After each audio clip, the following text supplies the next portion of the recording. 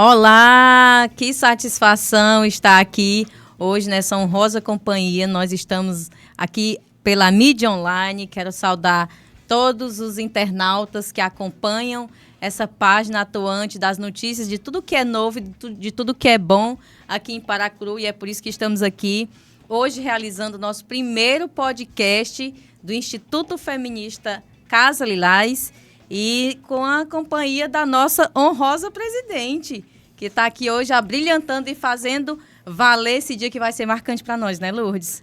Quero dizer que é um prazer imenso estar aqui. Eu me chamo Alessandra de Oliveira, sou enfermeira e membro do Instituto Feminista Casa Lilás aqui de Paracuru.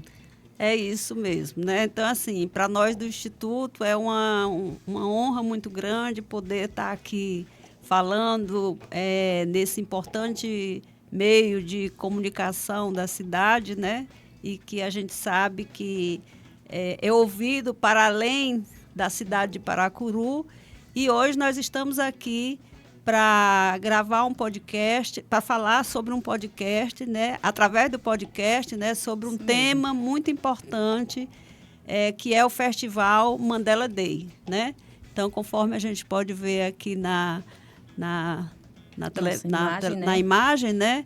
É o Festival Internacional Multicultural e Multidisciplinar e Multicultural Mandela Day. Aqui em Paracuru é a 3ª edição, mas, na verdade, o festival já está na 4ª edição, né? Ele é realizado pelo Instituto Feminista Casa Lilás, em parceria com a Unilab, né? Que é a universidade que tem sede lá, aqui no Ceará, a sede é em Redenção, né, que é a Universidade de Integração Internacional da Lusofonia Afro-Brasileira, né?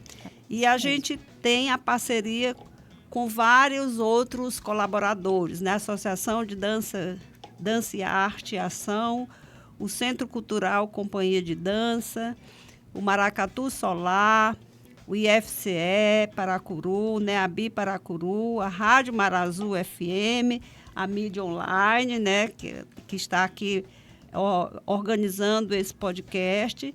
E a gente tem um apoio logístico da Secretaria de Educação de Paracuru e a gente conta com o apoio da Fundação Itaú, né? Então, é importante começar falando de por que esse festival, né? E aí, falar de por que o festival, logicamente, a gente tem que falar quem foi Mandela, né? E por que Mandela Day, né? Mandela Day, na verdade, é o dia de Mandela, né? Nelson Mandela nasceu em 18 de julho de 1918, na África do Sul. Desde a juventude, Mandela integrou o Congresso Nacional Africano, tornando-se ícone na luta contra o apartheid. E, por isso, foi condenado como terrorista, passando 27 anos preso. Porém, mesmo da prisão, Mandela manteve liderança como personagem político de grande relevância para os negros sul-africanos e para as pessoas discriminadas pelo racismo em todo o mundo. Sua libertação deu-se em 11 de fevereiro de 1990 e, logo após, elegeu-se presidente da África do Sul, o primeiro negro da história do país. Esta gloriosa história pertence à humanidade. Por isso, o dia 18 de julho, que é o aniversário de Mandela, foi instituído em 2009 pela Organização das Nações Unidas como o dia de Nelson Mandela, o Mandela Day, né? Então, na verdade, nós estamos em novembro, né? Mas o festival ele começou a partir dessa data. Uhum. Ele acontece também em outros locais, não é só aqui em Paracuru. E ele vai se estender até o final de novembro. E para nós aqui em Paracuru, por que a gente escolheu esse período, né? Uhum. Porque também a gente está iniciando a campanha dos 21 dias de enfrentamento à violência contra a mulher, né? E aí, entre a população negra, a gente vai falar um pouco aqui dos dados que mostram essa realidade, as mulheres terminam sendo as mais excluídas, né? Então, falar do legado de Nelson Mandela, para nós do Instituto, e não só para nós, como o próprio nome está dizendo, né? Tem uma importância muito grande, porque significa também a gente reconhecer que existe a desigualdade, a discriminação, e como as mulheres são o nosso público prioritário, sim, as mulheres negras, né, nessa cadeia de discriminação, de exclusão, terminam sendo as mais excluídas. Isso mesmo, Lourdes. Então, olha assim, é importante demais estarmos falando, e no mês de novembro, o mês que faz referência também ao Dia da Consciência Negra, né? E Nelson Mandela era esse líder político, era essa referência, esse grande defensor dos direitos humanos. E aí é muito relevante nós termos um festival aqui em Paracuru, que é na parceria, né, totalmente protagonizada aqui em Paracuru pelo Instituto Casa Lilás, com essa parceira que idealizou o festival, que eu quero que você fale um pouco nessa grande mulher, que é a Matilde Ribeiro, para que a gente possa cada vez mais entender como se dá e como ocorre o festival. Quero dizer que é uma honra muito grande para mim, é a primeira vez que eu me integro ao festival. E o nosso objetivo, exatamente de estar comunicando nesse momento, era para que mais pessoas possam também compreender, aderir ao movimento e prestigiar o nosso grande festival, que está começando, aliás, começou desde ontem, né, Lourdes? E assim, além de aderir, é importante que a população entenda o significado desse festival, né? Mas aí, assim, quem foi a Matilde, na verdade, a professora Matilde Ribeiro, né, foi quem idealizou a comemoração do festival no Brasil, né? Essa data é uma data internacional. Sim, o festival internacional. Começou em 2014, na Unilab, no Campo Malês, em São Francisco do Conde, na Bahia, na qual a professora Matilde era lotada na época, né? E a partir dessa experiência, a atividade passou a ser realizada nos 2 campos da Unilab, o Malês da Bahia e Liberdade e Redenção, Ceará, envolvendo instituições públicas, privadas, universidades, movimentos sociais, organizações não governamentais e demais parceiros, né? A professora Matilde, ela organizou um grupo de pesquisa, né, que extrapolou o âmbito só da universidade, incorporando várias organizações da sociedade, pessoas, organizações que são envolvidas e implicadas na luta contra a discriminação, né? Que é o grupo de pesquisa Amândala. Né? Por que a professora Matilde escolheu esse nome, Amândala? Porque, na verdade, Amândala foi o grito de, digamos assim, o grito de libertação, né? Que foi usado após, na eleição do Mandela, né, na vitória dele. Então, a Amândala significa libertação, vitória, conquista, né? Isso mesmo. E é por isso que a gente vê nessa imagem, para quem está acompanhando, né, esse punho cerrado, o braço erguido, que aí tem um grito que diz Amândala, né? Assim, Lourdes? É isso Adoro mesmo. a Amândala da Lourdes. É isso e mesmo. E aí, né? é o grito, né? E também marca a solidariedade, e pede o fim de todas as discriminações, inclusive, que é a nossa pauta principal, a discriminação racial. Então, o objetivo do festival, né? Depois, daqui a pouco a gente vai ver um vídeo aqui gravado da professora Matilde, onde ela vai falar de própria voz, né?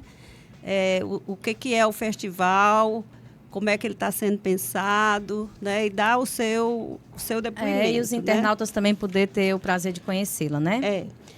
O festival, ele é um evento realizado anualmente e visa contribuir com a sociedade brasileira, em especial com ações da Unilab, no tratamento da diversidade étnico-racial, cultural, religiosa, de gênero e de orientação sexual.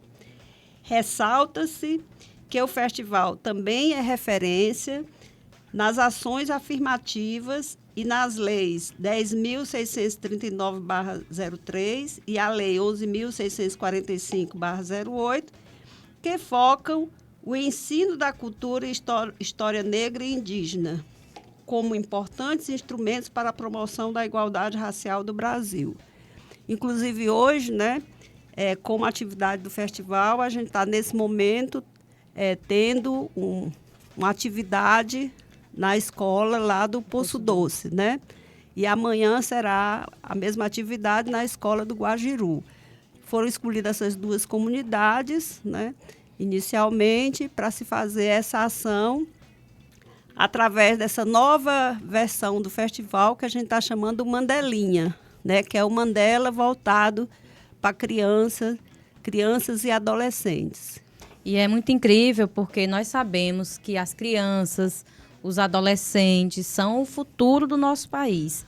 Então, é genial essa ideia de levar essa temática, de conversar. E, nesse momento, tem uma equipe que, dentre as pessoas, estão lá o Eduardo, conhecido Dudu, né, que faz parte da companhia de dança, a professora Antônia, estão lá fazendo esse momento lúdico com as crianças e que vai ser, com certeza, muito produtivo para eles e para os pais também.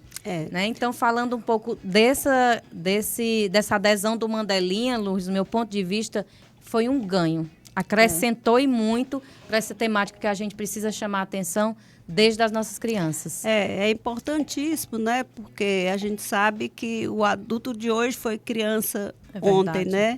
E é importante que a gente, desde a infância, comece a fomentar as ideias libertárias, contra a violência, contra a não opressão, né? Então, o festival tem o Mandelinha tem esse significado. Além do Eduardo, né? Do Dudu, da escola de dança, da professora Antônia, né?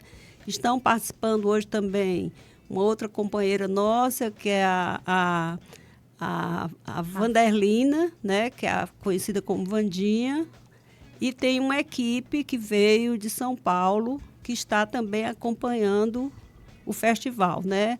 A Valu Ribeiro, que é uma especialista em biodança, uma fotógrafa, né, que tem muita experiência com grupos e tudo, veio fazer uma vivência de biodança com os adolescentes e fotografar o festival.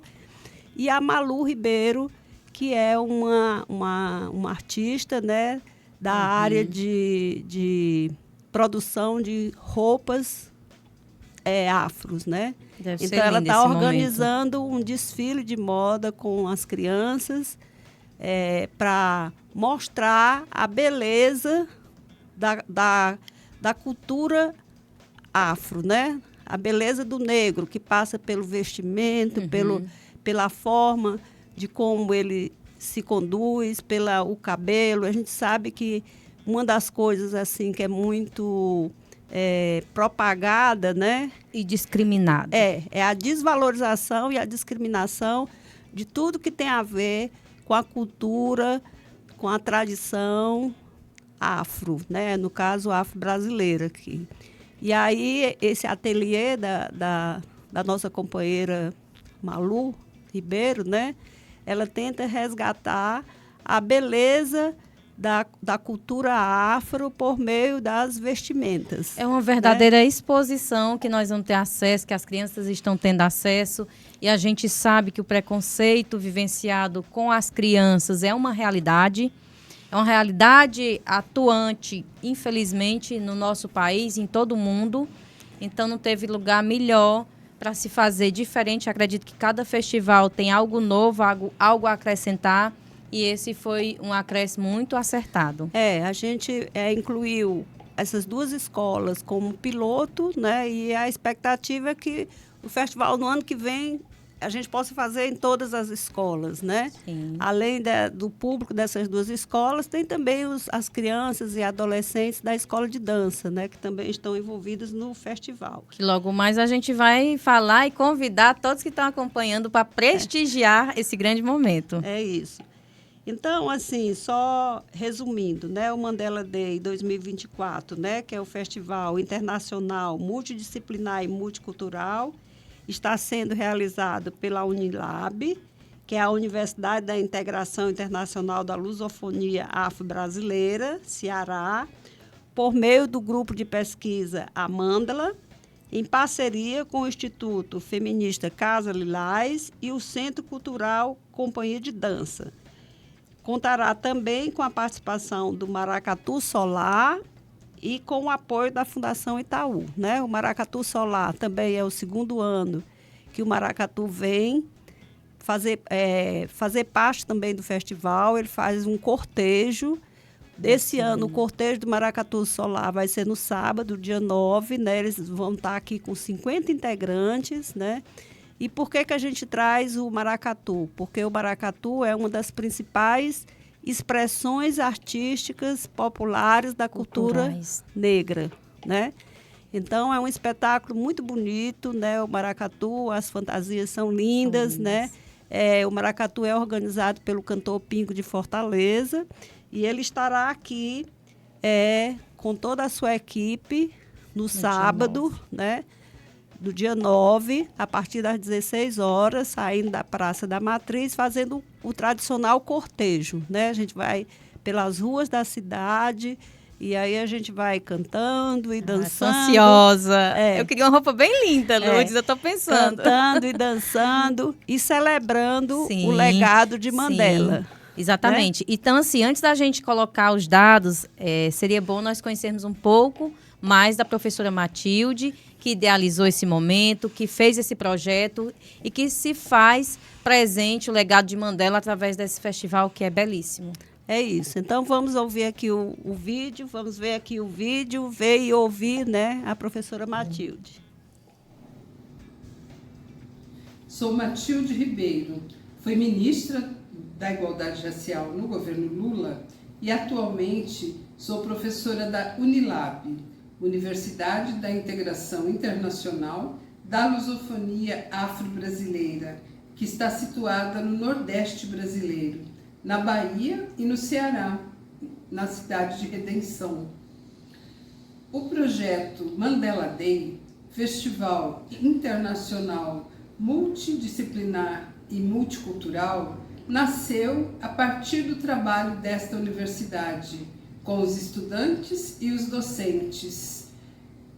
Acontece a cada ano e tem a ver com a proposição da ONU, Organização das Nações Unidas, para relembrar e valorizar o legado de Nelson Mandela, um dos grandes líderes mundiais que atuou na África do Sul contra o apartheid, contra as injustiças, contra o racismo.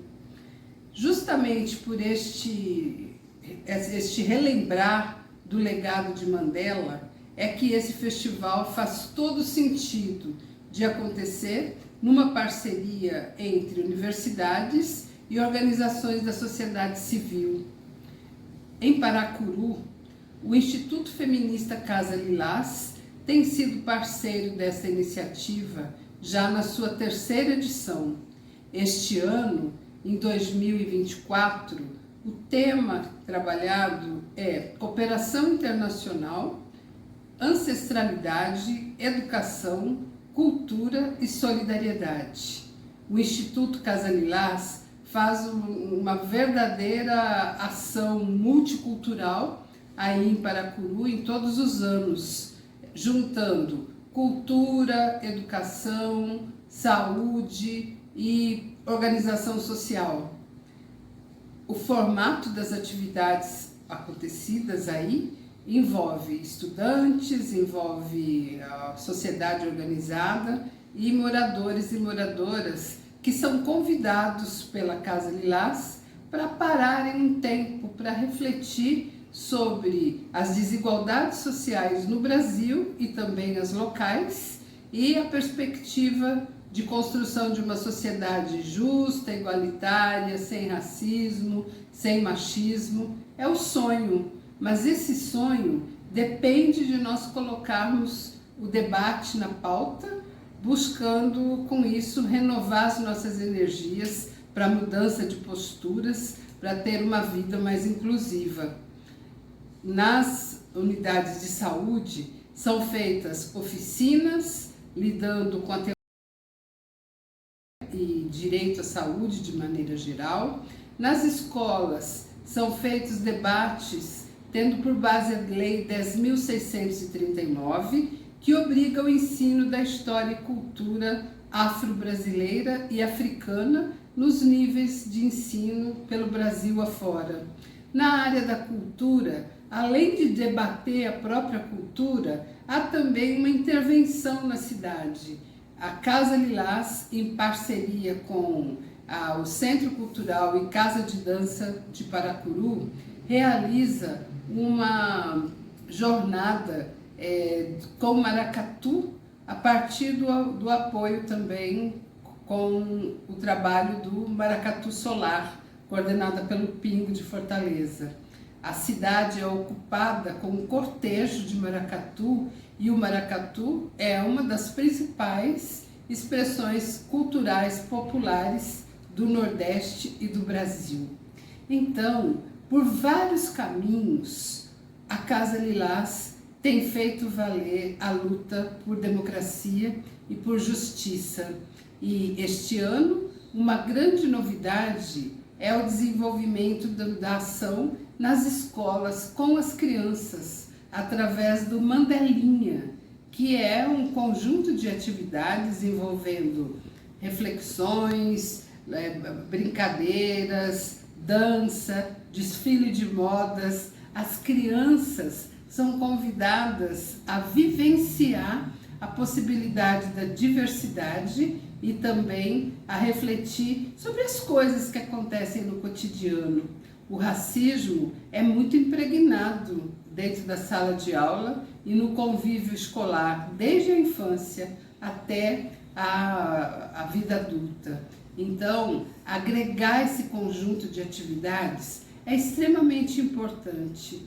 E nós temos que levar em consideração que a superação do racismo, a superação do machismo, depende de nós. Eu vou citar 2 exemplos recentes, acontecidos essa semana.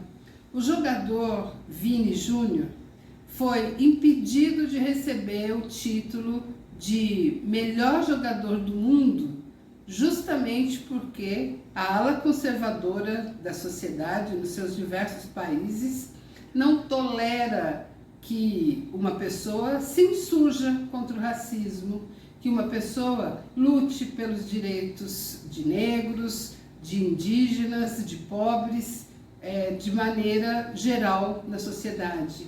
O Vini Júnior não foi chamado para atividade e não recebeu o título. Ele, um jogador negro, consciente da sua condição e lutador pela causa dos direitos raciais.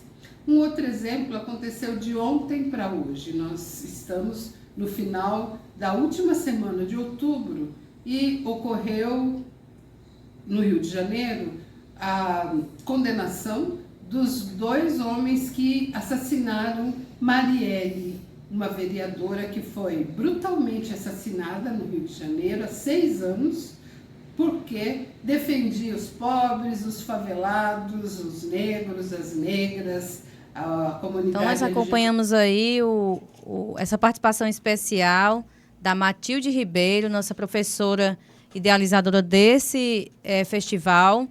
E ela chama muita atenção, Lourdes, sobre fatos, né? A gente sabe que o racismo ele é muito presente. O nosso país é um país diverso e de todas as raças e de todas as cores. É uma realidade internacional o racismo. E a gente acompanhou, como a professora Matilde falou aí no vídeo, recentemente, esse caso de racismo, através da Bola de Ouro, né, dessa premiação aí aguardada, todos na torcida para que fosse condecorado o jogador Vini, e como ela fala aí, por questões de discriminação racial, ele foi impedido de receber esse prêmio. Além de também fazermos referência, também um mês que celebra, não deixa de ser uma vitória, hoje os culpados pela morte da vereadora Marielle Franco terem sido, né, condenados. E a gente sabe que a vereadora Marielle Franco era uma mulher negra e atuante pelas causas de desigualdades raciais, dos pobres, dos pretos, de todas as classes que lutam aí pela igualdade, por combater inclusive a corrupção. E aí, assim, a Matilde traz esses 2 exemplos, como você bem falou, Alessandra, que são exemplos que ganharam a mídia... Visibilidade a nacional, visibilidade internacional, né? Mas a gente sabe que no dia a dia existem vários incidentes, vários fatos, várias condições, né, que colocam os negros e as negras em posição de subalternidade e que os coloca e as colocam, né, em situações de injúria racial, de racismo, né? Isso então, mesmo, eu quero aproveitar, Lourdes, e fazer aqui, manifestar a minha solidariedade, vou até olhar aqui para que seja registrado também a minha solidariedade ao vereador, que é presidente da Câmara do município que eu nasci, que é senador Pompeu, também fui vereadora lá, Lourdes, ele passou recente, agora, nesse mês, por um caso de discriminação. Ele é negro, é vereador, atuante e presidente da Câmara Municipal de Senador Pompeu, e em um momento infeliz, houve, né, em rede também nacional, a manifestação de um cidadão de senador pedindo que, se ele quisesse aparecer, se ele quisesse mostrar, que ele pintasse a cara de branco. Né? Então, fica aqui a minha solidariedade ao de Carmo, eu que lhe conheço, do meu município, toda a minha solidariedade para esse caso, que seja apurado e que hoje a gente sabe que é crime, né? E que os responsáveis possam aí, pagar pela essa discriminação em público. E aí, assim, é muito importante que a gente conheça melhor, né, como é que se dá essa desigualdade, essa discriminação, porque muitas vezes ela é invisibilizada e naturalizada, né? Pelo fato de ser uma coisa que vem desde da escravatura, né, do início da colonização portuguesa no país, né?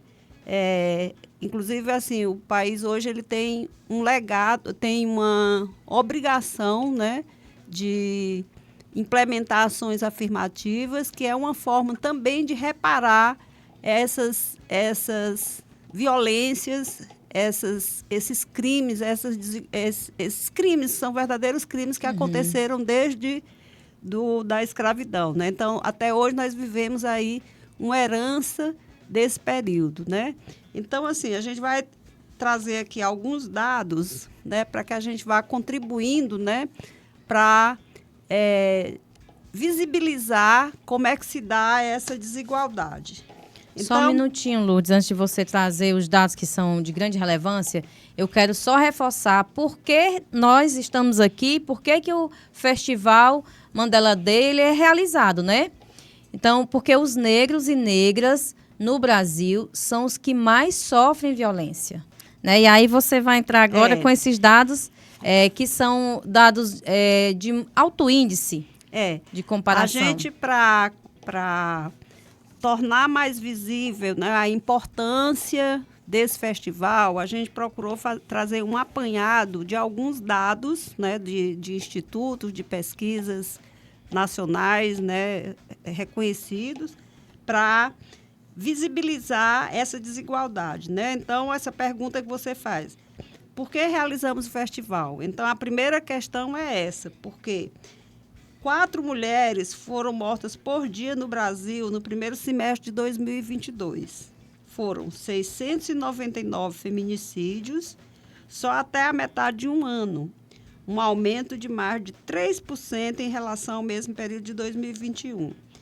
E quase 11% a mais do que o primeiro semestre de 2019. E destas mulheres que foram mortas, vítimas do feminicídio, 62% dessas mulheres foram negras, né?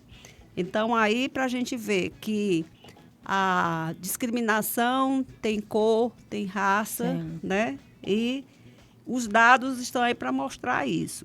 E a violação dos direitos humanos da população negra, sejam mulheres ou homens, aparece ainda em outros pontos do relatório da Anistia Internacional, né? Então, mostrando assim, para que um dado mais cruel e mais real, né, do que o percentual de mulheres negras que foram vítimas dos feminicídios, né? Verdade. Então, 62% de todos os feminicídios foram de mulheres negras, né? Tem outros dados ainda. Dados do Fórum Brasileiro de Segurança Pública, né, mostram que 6.416 brasileiros mortos por intervenção policial em 2020, né, e destes, 78,9% eram negros, né? Então, também é visível, basta assistir os noticiários e ver que a maioria da população que sofre intervenção policial são negras, né? A taxa de letalidade em operações policiais é 2,8 vezes maior entre negros do que entre brancos.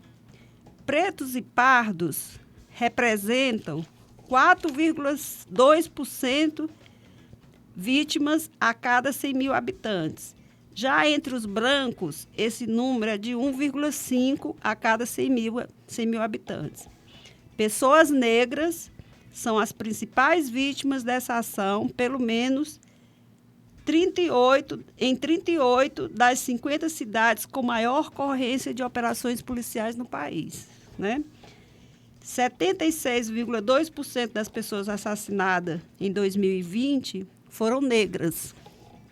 Crianças vítimas da violência letal são majoritariamente negras. 63% das crianças de 0 a 9 anos e 81% dos adolescentes de 15 a 19 anos. 76,5% dos mortos eram negros, representando o principal grupo vitimado pela violência, independente da ocorrência registrada. Mas chegam a 83,1% das vítimas em intervenções policiais. Mesmo entre os latrocínios, que são os roubos seguidos de morte, a vitimização das pessoas negras é maior do que a participação proporcional delas na composição demográfica brasileira, né? Isso são dados do Fórum de Segurança do relatório do Fórum de Segurança da Segurança Pública de 2023. Então, é importante a gente entender a importância desses dados, né? Porque ele vai exatamente dar visibilidade ao que está ocorrendo com essa população. Isso mesmo. E aí a gente poderíamos nos perguntar, por que isso acontece, né? É verdade. Por que acontece essa incidência maior de crimes, de violências, de feminicídios entre a população negra, né? Isso mesmo. E aí vem uma referência muito forte, que é essa desigualdade tão presente, né, para com nós mulheres. Então, diz assim, por que as mulheres negras são as mais pobres e têm os menores salários? As mulheres negras recebem os menores salários na média nacional. E é uma fonte também de pesquisa recente, né, que foi feita criteriosamente para que a gente pudesse socializar aqui também. Por isso que o Instituto Feminista Casa Lilás traz essa temática, porque as mulheres é muito alto a desigualdade com relação a salários, inclusive, né? Então, mulheres negras, elas recebem um percentual de 2.745,76. Uma média, Uma né? média, né? A média é esse valor. E as mulheres, olha só a desigualdade, considerando mulheres que não são negras, 4.249,71. Então, as mulheres, em geral, têm uma média de renda, né, com relação a essa pesquisa, 3.565,48. E aí vem os homens negros, né? Os homens negros, a média, 3.493,59.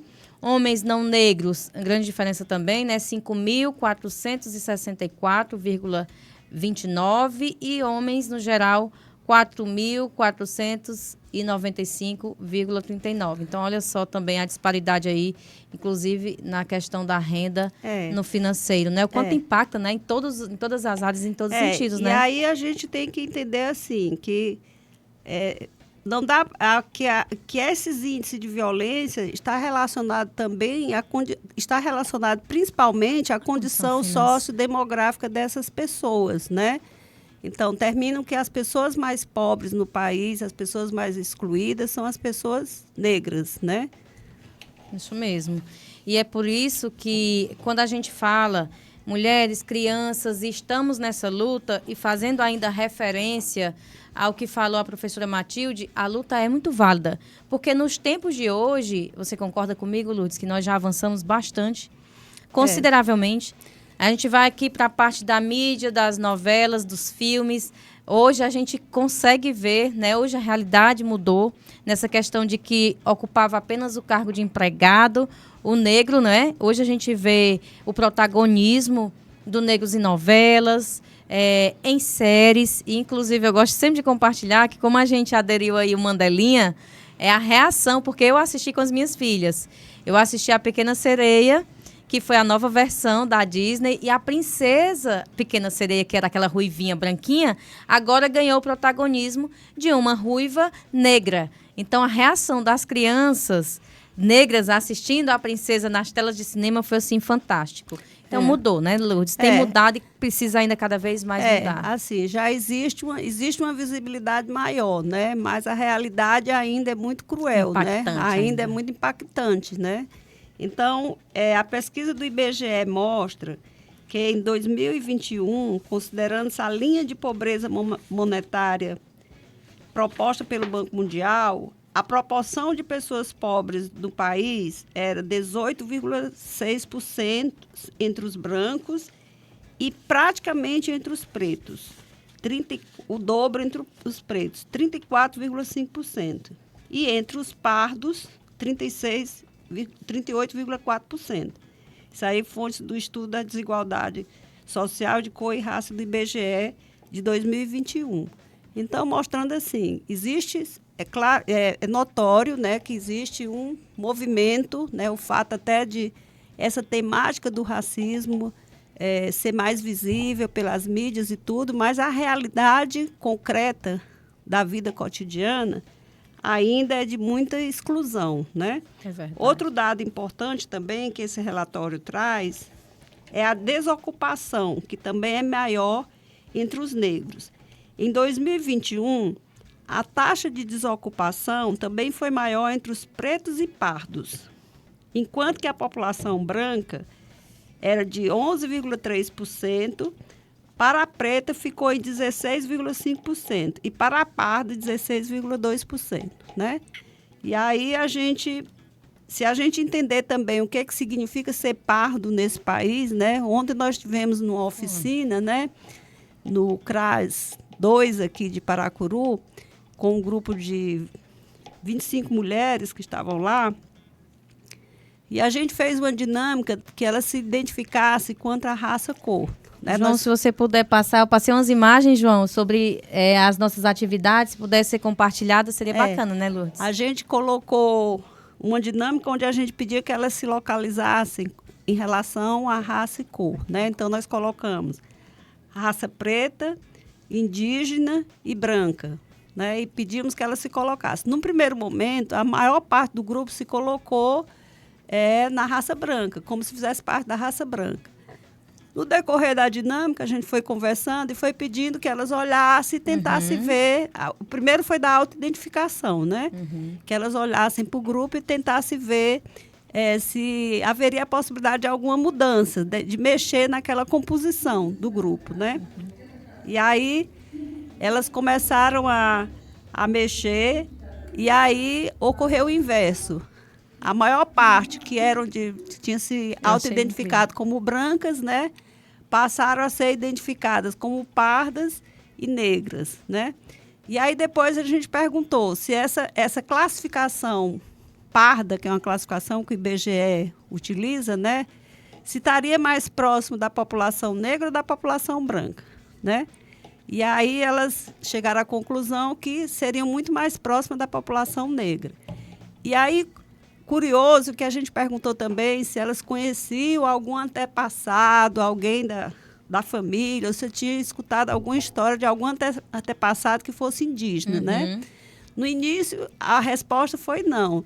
Depois, quando a gente foi no decorrer da dinâmica que a gente foi discutindo com elas, então elas identificaram que tinham avós, bisavós, né? Então, apareceu também o componente indígena, né? E aí, qual é a conclusão que a gente chegou com elas através dessa vivência, né?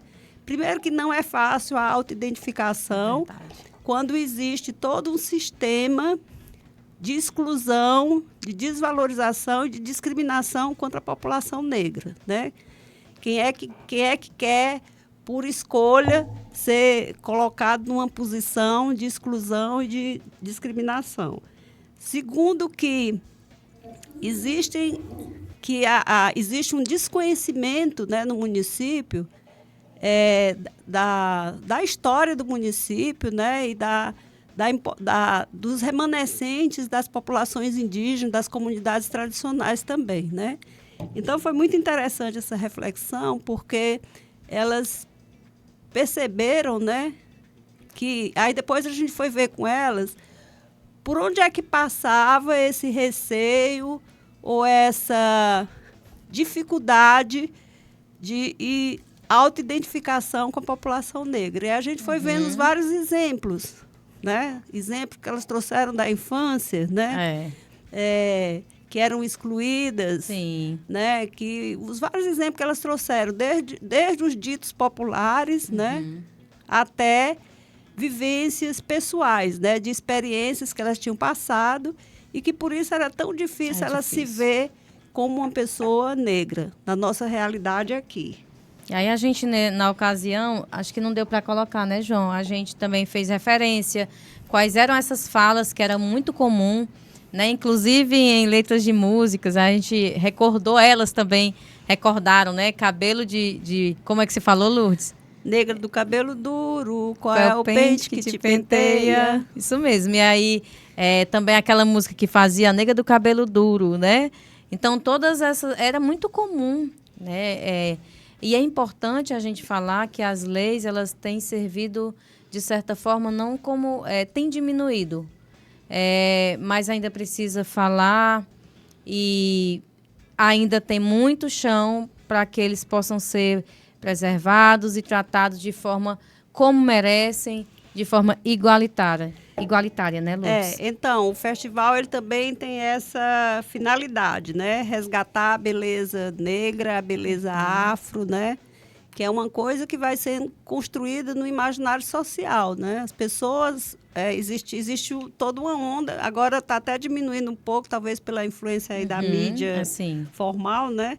De todas as pessoas quererem alisar seus cabelos, né? Então, ninguém mais querer preservar o seu cabelo crespo, né? Como seria originalmente. Então, hoje a gente já vê diminuindo um pouco isso, né? Isso tem a ver também com a questão da valorização da beleza negra, né? Essa construção do que é belo e do que é feio, do que não é belo, né? É uma construção social, né?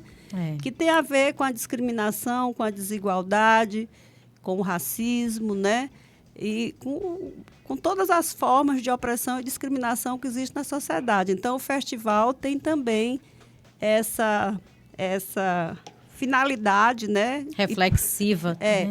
E trabalhar com as crianças, por exemplo, o desfile que está sendo feito de roupa afro, valorizando, né, as roupas, a cultura, né, africana com crianças, tem esse objetivo, né, de tentar resgatar a beleza, né, e que, na verdade, assim, às vezes a gente designa uma coisa como belo muito a partir do que está convencionado socialmente, né, sem se ater realmente naquilo que a gente está observando, né? Então, o colorido, os tecidos afros, né? Então, tudo isso é uma coisa que o desfile de roupa afros que a estilista Malu Ribeiro está trazendo, né? Tem essa finalidade também, de resgatar, através das roupas, né? A cultura afro e a beleza afro, né? Exatamente. E aí, para falar um pouco, né, dessas leis que a gente sabe que por muito tempo essas violações de direitos ficaram impunes e que agora se pode denunciar essas violações por meio do reconhecimento né, das leis, que aí uma delas é a injúria racial e do racismo. O que é, né, na verdade, o que são essas leis? O que é a injúria racial e o racismo, Lourdes? São dois termos que, a princípio, parece que são a mesma coisa, né? Mas a própria lei vai designar um pouco a diferença que existe entre um e outro, né? Então, a injúria racial está contida no Código Penal brasileiro e previsto na lei e depois na Lei 7.716 de 1889. A injúria racial está prevista no artigo 140, parágrafo 3º do Código Penal, que estabelece a pena de reclusão de 1 a 3 anos e multa, além de pena correspondente à violação para quem cometê-la, né? Então, somente a partir dessa legislação e de se colocar essa legislação, porque a gente vê que a legislação não é tão nova, né? Desde 89, mas somente hoje é que a gente começa a ver a visibilidade e a publicidade, né? Casos de pessoa entrando na justiça por injúria racial, né? Então, o que seria injúria racial? Seria ofender a dignidade ou decoro utilizando elementos de raça, cor, etnia, religião, origem ou condições de pessoas idosas ou portadoras de deficiência. Tudo isso aí entra nessa lei de injúria racial, né?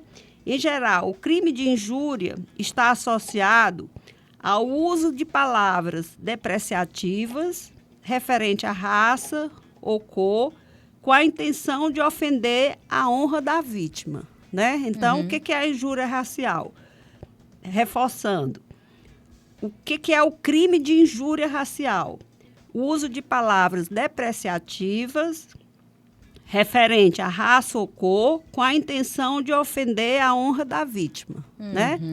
Então, muito comum a gente ver nas partidas de futebol, né? Sim. Que o Vini foi um vítima, protagonista, está sendo um protagonista dessa luta, né?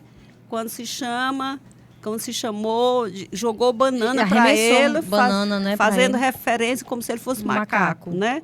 Então, isso é um caso típico de injúria racial.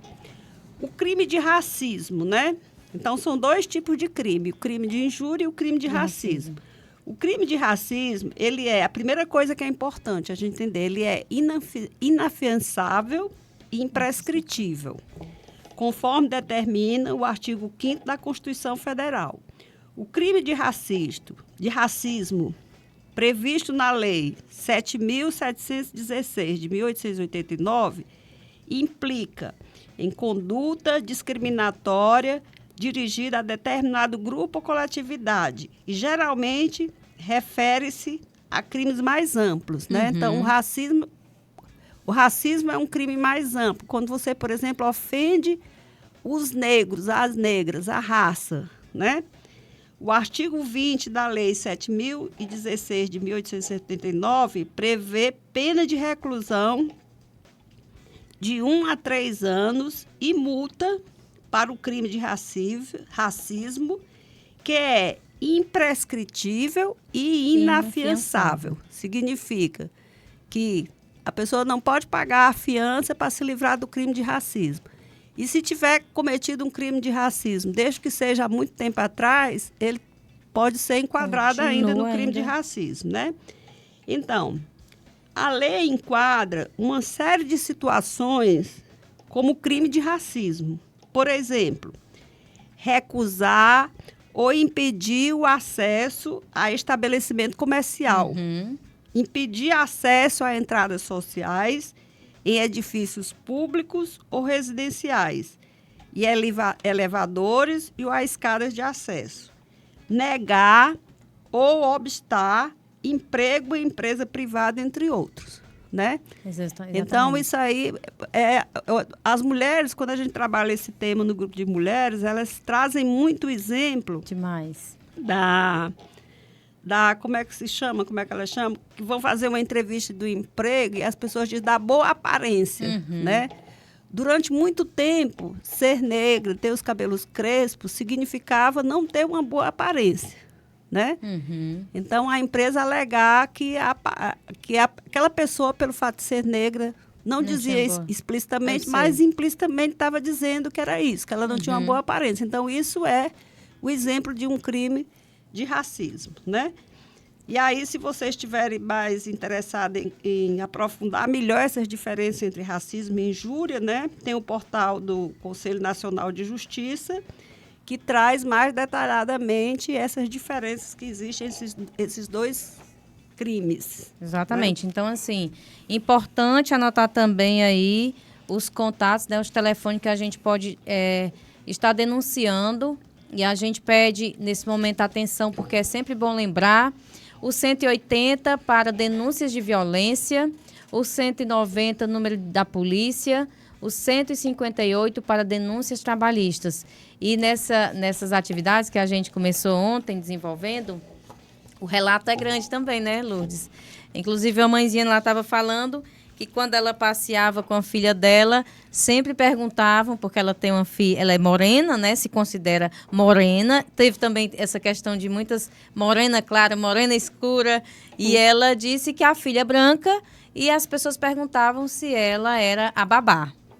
Né? Isso é muito comum. São muitos relatos, Muitos né, relatos. Alessandra? Assim, quando a gente trabalha com um grupo de mulheres que terminam que a nossa prioridade é trabalhar com mulheres que estão em situação de maior exclusão, então a maioria são negras, realmente, né? Então, elas trazem muitos exemplos, muitas coisas relacionadas à sua história de vida, onde aparece essa questão da exclusão, da discriminação. Teve uma outra mulher, que eu estou lembrando agora, que ela... na própria família dela, né? O filho negro, né? E os primos eram brancos, né? E aí a criança sofria nas brincadeiras de família e tudo, e tentava justificar que a corzinha da pele dele é porque ele levava muito sol, né? Meu Deus. Para ver se no círculo familiar ele era aceito. Era melhor aceito. Né? Então, são muitas histórias, né? Verdade. Muitas histórias, e por isso que a gente tem que...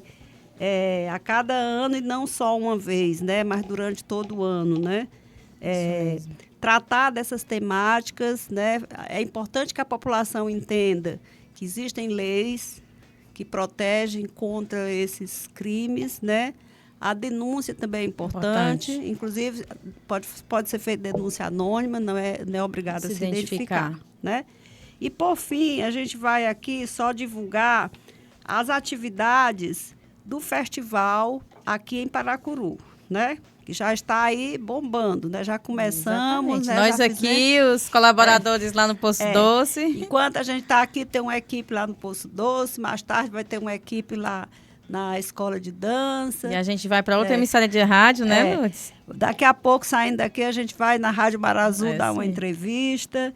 Depois tem uma oficina às 14h no outro CRAS, né? Ontem nós fizemos no CRAS 2, hoje a gente vai para o CRAS 1, né? O Mandelinha, como eu falei, está acontecendo nesse momento na Escola do Poço Doce, e amanhã vai para a Escola do Guajiru, né? Foram escolhidas essas duas comunidades, essas duas escolas como piloto para esse ano. Sexta-feira à noite, né? Vai ter no Centro Cultural de Dança, apresentação artística, ancestralidade, solidariedade, educação e cultura, né?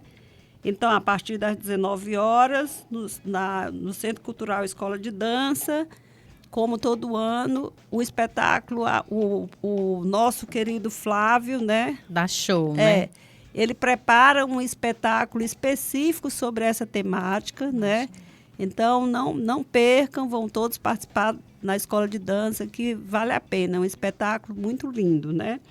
E no sábado, nós temos o cortejo com o Maracatu Solar, né? Que é o maracatu que é coordenado pelo cantor Pingo de Fortaleza, e que, como eu falei, ele vem com um grupo de 50 pessoas, né? As fantasias são lindas, é super animado, Imagino. né? Então, é muito bacana. Dança até quem não sabe, né, Lourdes? Acompanhar aí o cortejo, né? O cortejo vai sair pelas ruas da cidade. Geralmente a gente sai, o ponto de partida é na Praça da Matriz, né? E vai circulando as principais ruas, e esse ano vai terminar na Orla Marítima, né? O cortejo começa no sábado, às 16 horas, né? Então, fica aqui o nosso convite, né? E aí, já partindo para os nossos agradecimentos.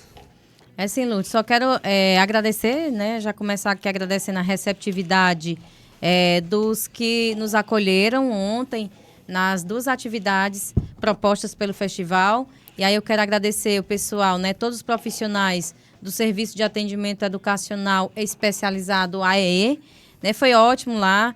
E também a nossa roda de conversa, que aí eu tive esta honrosa companhia. Bom demais, Lourdes, estar com você. Na verdade, tem sido um grande aprendizado para mim. Eu passei um ano correndo atrás desta mulher. Oh, meu Deus! Graças a Deus, deu certo e a gente começou uma parceria trabalhando. Vamos trocar aqui os elogios, né? Também tem sido muito boa a parceria com você, Alessandra. Obrigada. Eu quero fazer referência aqui, que foi tema também da redação, né, do Enem esse ano, a valorização da herança cultural africana no Brasil. E aí, para aproveitar e agradecer, quem me passou aqui essa mensagem foi a Lidiane, a nossa grande colaboradora, né, Lourdes? A gente não pode deixar de falar em todas as pessoas também que estão nos bastidores, para que esse festival seja muito bacana e cada ano possa superar. Então, a Lidiane, que é um baluarte, é a nossa vice-presidente do Instituto Casa Lilás, e todas as integrantes que nos fortalece, cada vez mais vai nos fortalecer enquanto instituto, enquanto mulheres. Na verdade, lá é uma grande terapia. Samile, né? Nossa grande Samile também, a Rafa. A Lid não está aqui, né? Mas ela não está presente fisicamente, mas está presente na organização. E sexta-feira ela vai estar aqui conosco. Ela teve que participar de um encontro científico que ela já tinha se inscrito, né? Não poderia faltar. Mas todas as ações, ela está na coordenação junto comigo. Tem o toque dela, festival, né, Lourdes? E aí a gente queria um agradecimento especial aqui à mídia online, né, por ter aberto esse espaço, né, que é importantíssimo, não só para a cidade de Paracuru, mas para todas as pessoas que têm acesso. Vai ser divulgado no YouTube, né, John? E aí, quem tiver interesse, que quiser se informar melhor sobre o que é esse festival, por que a gente faz esse festival, quem são as pessoas que estão envolvidas e implicadas, né? É só clicar lá, né, e poder ter acesso ao vídeo que vai ficar gravado, né? Isso mesmo. A Casa Lilás funciona. Pois era isso que eu ia lhe pedir para você falar um pouquinho agora, né, da casa, onde é que a gente está situada. O Instituto Feminista Casa Lilás, né? Existe aqui em Paracuru há 5 anos, né? Mas no Ceará a gente já existe há mais de 23 anos, né? Nós inicialmente éramos uma cooperativa, depois nos formalizamos como instituto, né? Nós temos como objetivo a defesa dos direitos das mulheres em todos os âmbitos, na saúde, na educação, nas políticas públicas, na geração de emprego e renda e tudo mais. Esse ano nós estamos com um projeto muito interessante, grandioso, que nós estamos aqui canalizando todas as nossas energias, né? É um projeto que conta com o apoio do governo federal através de uma emenda parlamentar da nossa querida deputada Luiziane Lins, né? Que é uma mulher guerreira, parceira nossa da Casa Lilás desde a fundação, né? Nos acompanha durante todos esses anos. E nós estamos com essa emenda parlamentar, que é através do Ministério das Mulheres, né? E estamos desenvolvendo esse projeto que se chama Projeto Acolher Lilás, que tem como objetivo, como finalidade, a ressignificação do trabalho de cuidados, né?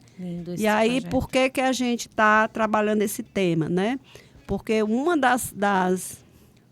digamos assim, uma das questões que estão no cerne da desigualdade da opressão das mulheres é essa divisão sexual do trabalho, que coloca para as mulheres o trabalho de cuidados em detrimento dos outros trabalhos que se dão no âmbito público, muito embora a mulher já esteja na esfera pública, né? Mas ainda existe essa ideia de que os trabalhos de cuidados devem ser realizados prioritariamente pelas mulheres, né? Sim. E exatamente por isso, né? É um trabalho que é invisibilizado, É verdade. né? Desvalorizado, seja o cuidado feito no âmbito doméstico, ou seja o cuidado feito profissionalmente, no âmbito doméstico, mas profissionalmente pelas trabalhadoras domésticas, né?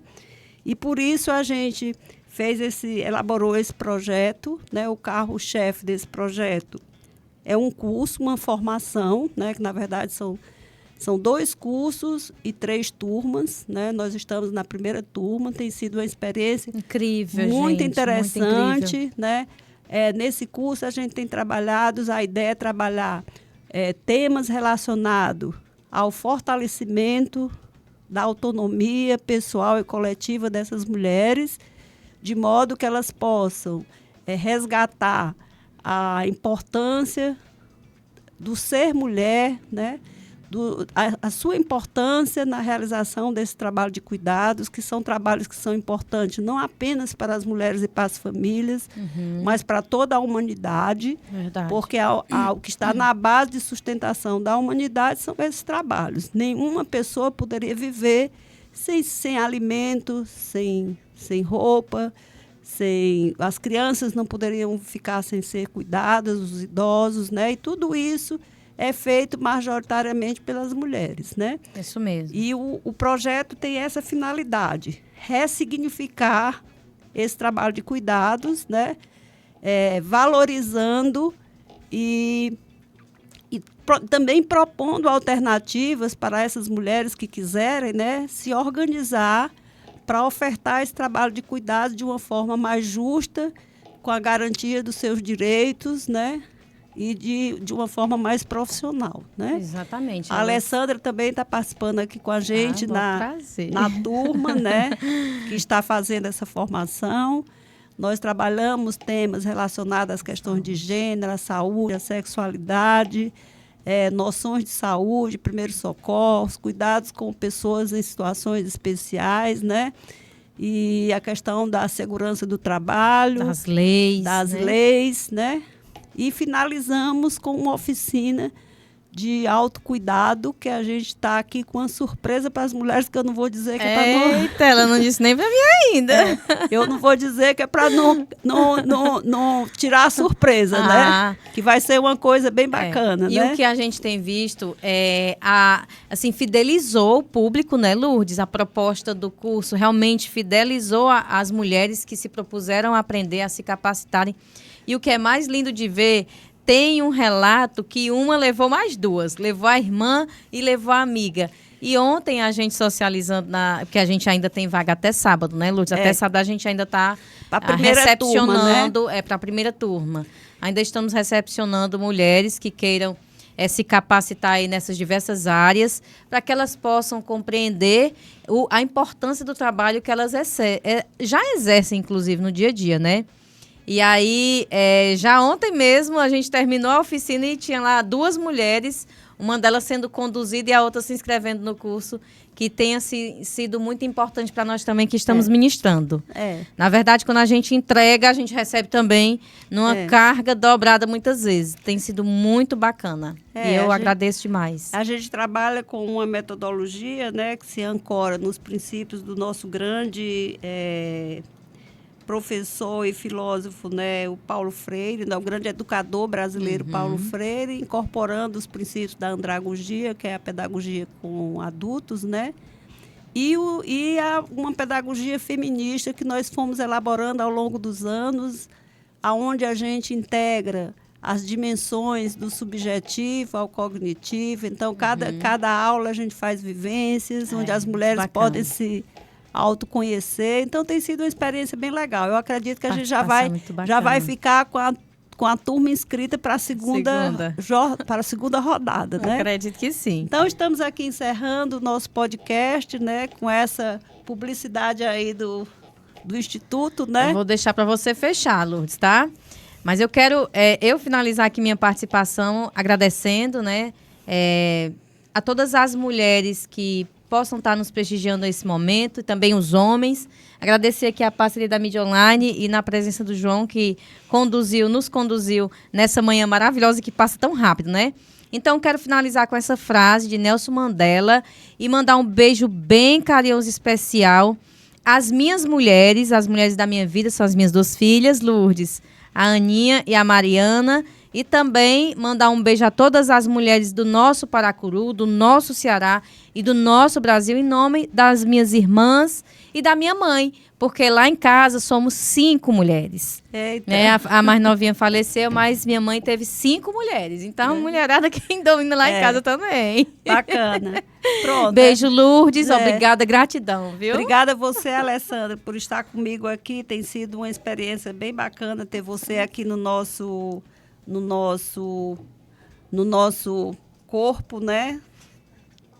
Da Casa Lilás, né? Foi um ganho, né? Foi um presente que nós tivemos, Imagina, né? Lourdes, a honra foi toda minha. Gente, onde eu chegava nos equipamentos de Fortaleza, que fala sobre as causas das mulheres, todo mundo me dizia, você conhece a Lourdes? Você já conheceu a Lourdes? Eu chegava no sindicato dos enfermeiros, porque a Lourdes é enfermeira também.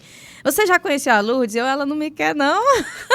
Oh, meu Deus do céu. Isso é porque eu sou velha, viu? Por isso que todo mundo me conhece. É, maravilhosa. Pronto, mas para encerrar aqui, a gente vai também dizer aqui uma outra frase do Nelson Mandela, né? Ninguém nasce odiando o outro pela cor de sua pele ou por sua origem ou sua religião. Para odiar as pessoas, precisam aprender. E se elas aprendem a odiar, podem ser ensinadas a amar. Né? Exatamente. Então é isso, estamos encerrando aqui o nosso podcast. Muito obrigada a todos e Amandla!